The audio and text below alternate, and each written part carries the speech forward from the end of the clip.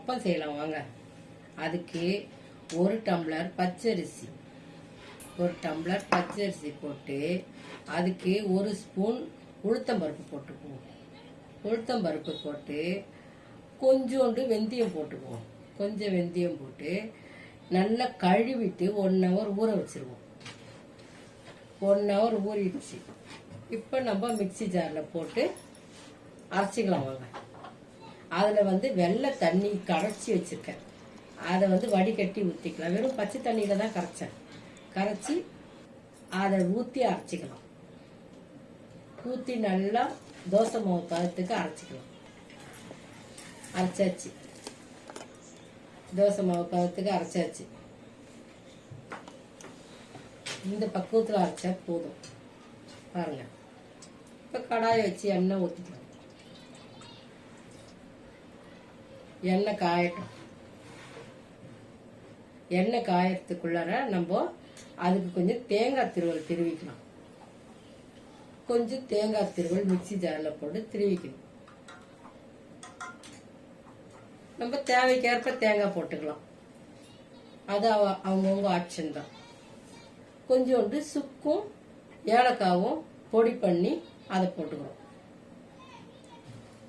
இப்போ எல்லாத்தையும் ஒண்ணா மிக்ஸ் பண்ணலாம். எல்லாத்தையும் மிக்ஸ் பண்ணோம்னா நல்லா தோசை மாவோட கொஞ்சம் கெட்டியா வரும்.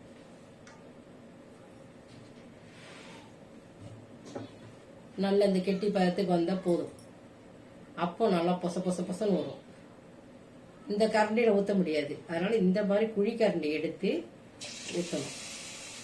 நடுவில் வச்சு கரெக்டாக ஊற்றணும்னா அப்போ புஷ்ஷுன்னு புழிஞ்சு வரும். உடனே திருப்பிடாதீங்க. அப்போ கொஞ்ச நேரம் வெந்து அது புஷ்ஷுன்னு வரும் பாருங்க.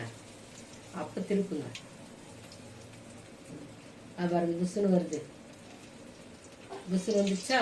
இப்போ கூட ஒட்டுது. நம்ம கொஞ்சம் பார்த்தீங்களா? கொஞ்சம் வெந்த பிறகு எடுத்தோம்னா நம்மளுக்கு ஒட்டாது. நல்லா பொச பொச பொசன்னு அப்படியே வந்துடுச்சு. இப்போ அப்படியே திருப்பிக்கும். நம்ம 2 3 ஊற்றி எடுக்க முடியாது. ஒன்னா ஒட்டிக்கும்.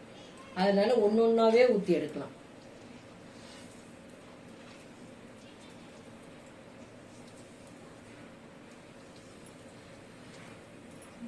அப்படியே எண்ணெய் வடிய அப்படியே எடுத்துருவோம்.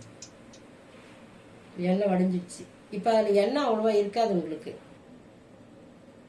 எண்ணெய் அவ்வளோவா இருக்காது. நெக்ஸ்ட் இன்னொன்று ஊற்றுறோம். அதே மாதிரி குழியாக ஊற்றி அதே மாதிரி கொஞ்ச நேரம் வேக விடும்போது நல்லா புஷ்ஷுன்னு உப்பும். நம்மளுக்கு அதான் பதமே. புஷ்ஷுன்னு உப்புறது தான் பதம். புஷ்ஷுன்னு உப்புதா? இந்த மாதிரி உப்பிட்ட பிறகு அப்போ திருப்பிக்கும். அப்போ திருப்பிக்க அப்படியே வச்சு திருப்பி போட்டுருலாம்.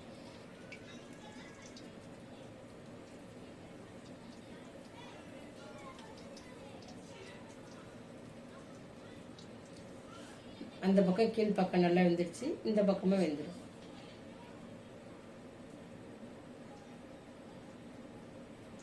சூப்பரான அப்பம் ரெடி ஆயிடும்.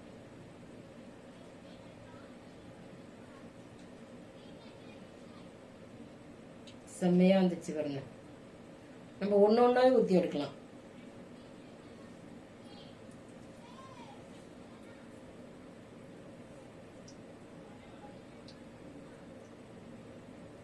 அப்படியே எடுத்து தட்டில் வச்சுக்கலாம்.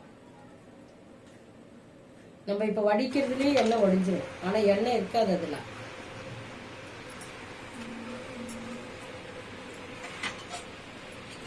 ஒண்ணு எல்லாத்தையும் ஊற்றி எடுத்து அப்பம் ரெடி. சாப்பிட்டு பாருங்க எவ்வளவு டேஸ்டா இருக்குன்னு பாருங்க.